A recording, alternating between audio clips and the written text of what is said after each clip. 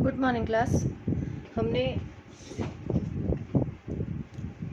Coil के parallel तक कर लिया था और आज हम करने जा रहे हैं म्यूचुअल इंडक्शन। अब हमारे पास म्यूचुअल इंडक्शन क्या होता है कि हमारे पास म्यूचुअल इंडक्शन वो प्रॉपर्टी है किसी भी कॉइल की by virtue of which opposes any change in the strength of the current flowing through the other by developing an opposing EMF. मतलब क्या है इसका कि हमारे पास जैसे ये कॉइल हो गई, ठीक है। इस कॉइल में मैंने यहाँ पर बैटरी लगा दी और बैटरी लगाकर मैंने इसमें करंट पास कर दिया और बिल्कुल इसके साथ इस करंट के इन्फ्लुएंस में ही, यानी कि इसमें जो मैग्नेटिक फील्ड प्रोड्यूस होगी उसी के इन्फ्लुएंस में ही मैं यहाँ पर एक कॉइल और लगा दूँ और यहाँ लगा दूँ गैल्वेनोमीटर, क्योंकि अपने को पता है कि फाई इजिकल टू क्या होता है अपने पास बी डॉट ए के बराबर है और d phi upon d t जो होगा अपने पास वो किसके बराबर होता है, माइनस ऑफ ई के बराबर होता है। तो अपने पास अगर ईएमएफ इंड्यूस्ड होगा तो किसकी वजह से होगा, change in the magnetic flux. तो यानी कि यहाँ पर जो मैग्नेटिक फील्ड आएगी वो मैग्नेटिक फील्ड इसमें भी एंटर करेगी और जैसे ही इसमें एंटर करेगी तो ये अपने को क्या करेगा, गैल्वेनोमीटर जो है ये अपने को डिफ्लेक्शन दिखाना स्टार्ट कर देगा। तो जो इसमें इंड्यूस्ड करंट होगा अपने पास, वो इंड्यूस्ड करंट सेल में जो करंट ड्राइव कर रहा है वो इधर होगा। तो ये वही फिर से कि माइनस जो आ रहा है that means it opposes its own creation. तो जो इसके क्रिएटर है, जो इसको क्रिएट कर रहा है, उसी का ही ये क्या करेगा, अपोज करेगा। तो इंड्यूस्ड करंट इसमें कहाँ होगा, इस डायरेक्शन में होगा और मैग्नेटिक फील्ड इसमें सेम डायरेक्शन में आ जाएगी, ठीक है। तो इसी तरीके से यानी कि फ्लक्स में जो चेंज आएगा वो कितना चेंज आएगा, जितना कि हमारे पास अमाउंट ऑफ करंट होगा और ये डायरेक्टली प्रोपोर्शनल के साइन को मैं फिर से रिप्लेस कर दूंगी किससे, एम से। And M is known as the coefficient of mutual induction, ठीक है। तो अपने पास E इजिकल टू, अगर अपने पास लिखूँ मैं E is equal to minus d phi upon d t, तो हमारे पास यहाँ से E is equal to minus d phi की जगह पे हम वैल्यू रख सकते हैं M I upon d t. M बाहर आ जाएगा, E M d I upon d t. तो ये वैल्यू बन जाएगी अपने पास किसकी, ई एम एफ की। तो कोफिशिएंट ऑफ म्यूचुअल इंडक्शन और mutual induction of two coil is equals to the E M F induced in one coil when rate of change of current through the coil is unity. अगर ये rate of change of coil हमारे पास current जो है वो 1 हो जाएगा तो ई एम एफ किसके बराबर हो जाएगा, कोफिशिएंट ऑफ म्यूचुअल इंडक्शन के बराबर हो जाएगा।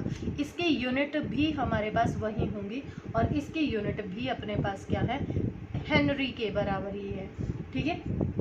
तो यहाँ से अपने पास जो म्यूचुअल इंडक्शन है इसमें और क्या क्या कर सकते हैं हम, किस तरीके से डेवलप कर सकते हैं, यानी कि इनके शेप साइज चेंज करके कर सकते हैं, नंबर ऑफ टर्न्स चेंज कर सकते हैं, इन दोनों के डिस्टेंस को चेंज कर सकते हैं या रिलेटिव प्लेसमेंट चेंज कर सकते हैं, यानी कि ओरिएंटेशन चेंज कर सकते हैं किसकी, कॉइल्स की। तो इस तरीके से हम म्यूचुअल इंडक्शन क्या कर सकते हैं, डेवलप कर सकते हैं। अब जो नेक्स्ट टॉपिक है अपने पास, ये इंपॉर्टेंट टॉपिक है और ये बहुत बार पेपर में आ चुका है और इसमें एक ही चीज़ समझने की है बेसिकली। तो ये हम कर रहे हैं क्या, म्यूचुअल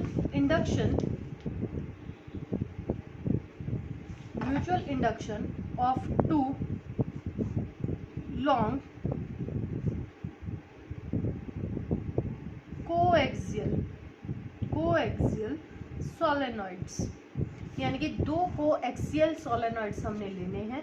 तो अब मैंने मान लिया कि मेरे पास एक तो ये सोलेनॉइड था, ठीक है, और एक मैंने इस पर लिया है और इसके जो टर्न्स हैं, नंबर ऑफ टर्न्स भी ज़्यादा हैं और इसमें हमारे पास क्या है, जो एरिया ऑफ क्रॉस सेक्शन है इस कॉइल का, वो एरिया ऑफ क्रॉस सेक्शन भी ज़्यादा है।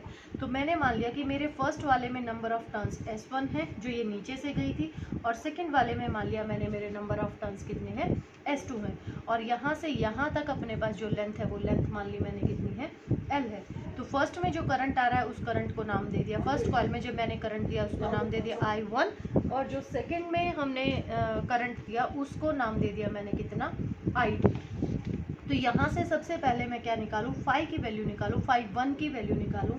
कब निकालूँ फाई 1 की वैल्यू, कि जब मैं S2 कॉइल में I2 करंट दे रही हूँ तो इसकी वजह से जो म्यूचुअल फ्लक्स जो चेंज हुआ फर्स्ट में वो किसके बराबर आ गया, mutual induction in first due to second, और करंट कितना था अपने पास, I2 के बराबर था। और B2 यानी कि मैग्नेटिक फील्ड कितनी हो जाएगी, सोलेनॉइड के लिए हमने पीछे निकाला था म्यू नॉट एन आई, तो म्यू नॉट एन कितना, number of turns in second, और करंट इन द सेकेंड, ये वैल्यू आ गई अपने पास। अब फ्लक्स जो आया अपने पास, फ्लक्स किसके बराबर होता है, बी डॉट ए यानी कि B2, और एरिया ऑफ क्रॉस सेक्शन किसका, फर्स्ट का, क्योंकि हम फर्स्ट के लिए बात कर रहे हैं यहाँ पर, ठीक है। तो area of cross section first का, और टोटल फ्लक्स निकालने के लिए क्या कर दूँ, नंबर ऑफ टर्न से इसको मल्टीप्लाई कर दूँ। तो φ1 की वैल्यू हमारे पास क्या आ जाएगी, μ0 N2 I2, एरिया किसके बराबर हो गया, πr², तो πr1², और N1 की वैल्यू क्या होगी, N1 number of turn per unit length, और टोटल लेंथ कितनी है अपने पास L। तो अपने पास यहाँ से ये भी फ्लक्स के बराबर है, ये भी फ्लक्स के बराबर है। On comparing equation first and second, इन दोनों को हम कंपेयर कर दें तो M12 I2 equals to μ0 N1 N2 πr1² L I2, और I2 से I2 क्या हो जाएगा, कैंसिल हो जाएगा। तो M12 की वैल्यू क्या आ गई अपने पास, μ0 N1 N2 πr1, ये वैल्यू आ गई अपने पास, ठीक है। सिमिलरली हम क्या निकालेंगे, magnetic flux produced in second due to first. अब यहाँ पर अपने पास ये φ2 अगर निकालूं, अब ये किसके लिए निकालूं, जब S1 कॉइल में I1 करंट दे रही हूँ तो ये किसके बराबर होगा, I1, जो करंट हमने किस में दिया है, फर्स्ट कॉइल में दिया है। तो फ्लक्स सेकंड इसी तरीके से निकाल लेंगे, और ये वैल्यू हमारे पास किसके बराबर आ जाएगी, magnetic field induced in the first coil, area of cross section first का। अब यहाँ पर देखो, यहाँ पर भी मैंने area of cross section first coil का लिया था, यहाँ मुझे सेकंड कॉइल का लेना चाहिए था, लेकिन अब मैंने सेकंड का क्यों नहीं लिया, क्योंकि सेकंड का एरिया बहुत बड़ा है अपने पास, और इसमें अपने पास जो फ्लक्स प्रोड्यूस्ड हुआ है वो सिर्फ और सिर्फ किस में प्रोड्यूस्ड हुआ है, इतने में प्रोड्यूस हुआ है। हमें ये पता है कि सोलेनॉइड के बाहर अपने पास जो मैग्नेटिक फील्ड है वो मैग्नेटिक फील्ड किसके बराबर हो जाती है, 0 के बराबर हो जाती है। तो जो फ्लक्स चेंज होगा अपने पास वो सिर्फ और सिर्फ इतने एरिया में प्रोड्यूस होगा। तो इसीलिए मैंने यहाँ पर क्या लिया है, एरिया A1 लिया है, और नंबर ऑफ टर्न्स किसके हो जाएंगे, सेकंड के। तो φ2 की वैल्यू क्या हो जाएगी, B की वैल्यू रखो फिर से, μ0 N1 L1, ठीक है, और μ0 Ni होता है ना अपने पास, और I करंट कितना हो गया, I1, और एरिया πr1², और N2 की वैल्यू हो जाएगी, N1 होगा यहाँ पर, और यहाँ वैल्यू हो जाएगी क्या, N2 L, ठीक है। अब इसको फिर से कंपेयर कर देंगे, किससे, इसके साथ कंपेयर कर देंगे, और ये आ गई सेकेंड इक्वेशन फिर से अपने पास, और कंपेयर करने के बाद जो हमारे पास वैल्यू आएंगी वो वैल्यू आ गई हमारे पास क्या, M21 I equals to μ0 N1 N2 πr1² L I1 से I1 कैंसिल हो जाएगा, तो M21 हमारे पास बराबर आ गया किसके, μ0 N1 N2 πr1² L के बराबर ही।